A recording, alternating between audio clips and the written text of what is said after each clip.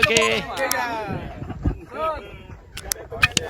Syederalun Direktur Utama Bank Aceh Syariah Pusat Azir Sulaiman bersama karyawan Kriat Muraya Hotel Banda Aceh, Jasara Harja Aceh, serta ratusan warga Pidi yang tergabung dalam komunitas Bank TCD Syariah Sigli mengikuti gowes silaturahmi pada Minggu 19 September.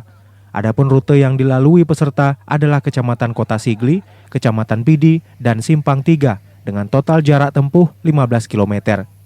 Wakil Bupati Pidi Fadullah TM Daud menyampaikan pemerintahannya dalam 1 tahun terakhir terus berbenah untuk menyongsong perhelatan Pekan Olahraga Rakyat Aceh atau PORA di Pidi pada tahun 2022 mendatang.